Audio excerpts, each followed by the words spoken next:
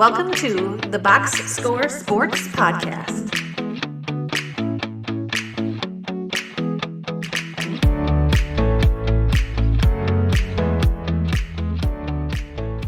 Okay, let's talk about the Wizards. Second worst record in the league, 18-64, and unfortunately, they dropped to the sixth spot in the draft lottery. What did you grade their season? So I thought the Wizards were going to be bad anyhow. I do like them like taking a shot with Chris Middleton, Marcus Smart, like getting a little bit of an asset with them and maybe being able to, assuming Chris Middleton picks up this player option or even just signs a short term lower money deal, being able to trade these guys. So I will give them a C. Yeah, I gave him a D minus, and the only reason why is because of the draft results. Okay, because when you're tanking the way they're tanking or other teams, and it's not just they're tanking, they don't have a good roster. So to be fair, they're just a bad team. But when you're the end of the season results, and I have freedom of speech here as a Pistons fan, when the when it results and you dropping from second to sixth, it's just a failed season almost because you need a top end player and you're not going to probably get that. The likelihood you're not going to get that.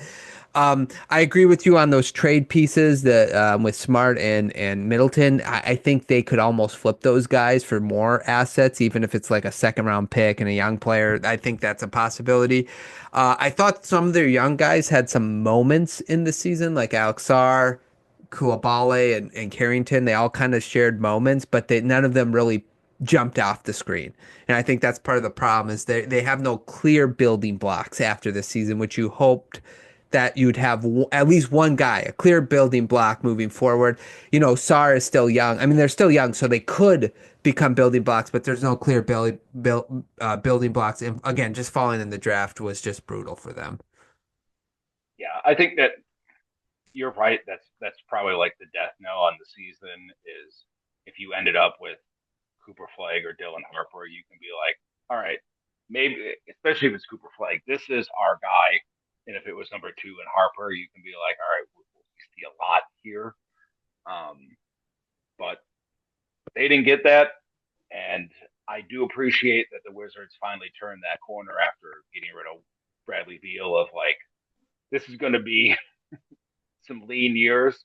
So let's just turn into it, get what we can get for our guys, and hopefully some of these young guys um, pop or at least become solid players that, again, hopefully doesn't, but if it becomes a protracted rebuild, if these guys get to at least a contributor level, again, maybe you could ship them out and acquire more picks, and you're just going to have to keep getting um, shots at getting a top prospect.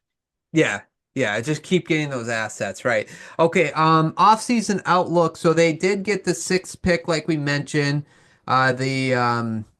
The mock draft had Trey Johnson, shooting guard out of Texas, going to Washington. Brogdon's a free agent. Middleton has a player option, so likely he'll pick it up because it's like 34. I don't think he'll get that unless if somebody guarantees him like a longer contract, he might be willing to, his agent will figure that stuff out. They have two first rounds and a second, eight tradable first rounds, 16 seconds. They do have a lot of young players going in the middle season. And then just again, some contracts that could end up being traded, some veteran contracts. What do you think of their offseason? So I think they just need to stay the course. Like I agree. if Chris Middleton picks up the player option, fine. I think that probably makes him a little harder to trade because it is $34 million. But maybe you could work out someone like a 2+1 and pay him 45 or $50 million guaranteed. And that way it might be easier to move to some of these teams if they need someone to come off the bench.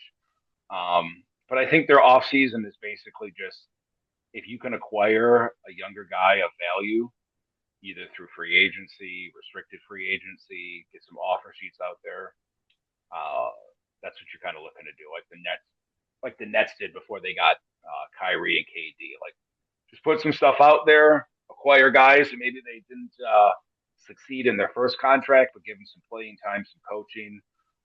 But I wouldn't, give up assets to acquire anyone unless, I still wouldn't give up much because even if you get one really good guy, there's not really the bones of a great team here yet.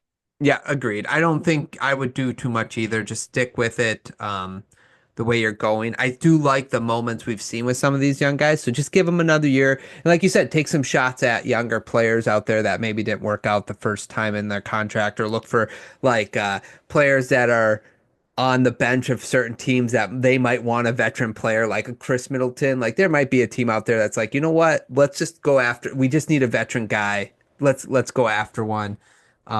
Especially if he can re-up for shorter lesser money. Long shot. My long shot would be that they like extend Chris Middleton to a cheaper overall, and then he ends up on a team that misses out on like if Giannis isn't traded. Like I feel like he's a player that they would be happy to dump on the Rockets for one of their guys that never play, a Cam Whitmore or something. Right, sure. Like, cool, let's give him a shot. But I don't really have a long shot after that because I don't think they're gonna do. I think the new front office is on the smarter side, and they're just not going to do anything dumb. So their big move would be being able to move Middleton or Marcus Smart for some kind of under the radar, less used player. That's a good one. I like that one. I put long shot trading Jordan Poole.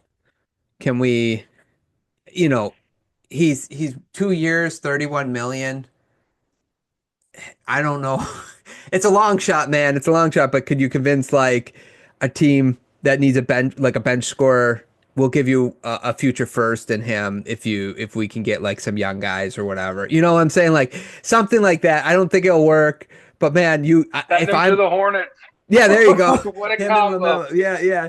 It's just like one of those things where you're like, okay, we want these young guys to grow, and like there's people who are progress stoppers, where it's like you either have a player that is on the court at all times, or he's just starting ahead of someone, and it's just like Poole, just the way he plays basketball, he's going to stop all the progress around him. So let's get rid of him if we can. But that's my long shot, is them getting rid of Poole. Yeah, I heard someone suggest they would extend him to a cheaper deal because he's extension eligible, and I was like, I don't know about that. Yeah, I don't know about that. It would be great if they could move him and get something, but again, he's a hard to fit player. Yep. Yeah. It'd be tough. It'd be tough. Okay, got two more teams. Let's do it. The Nets.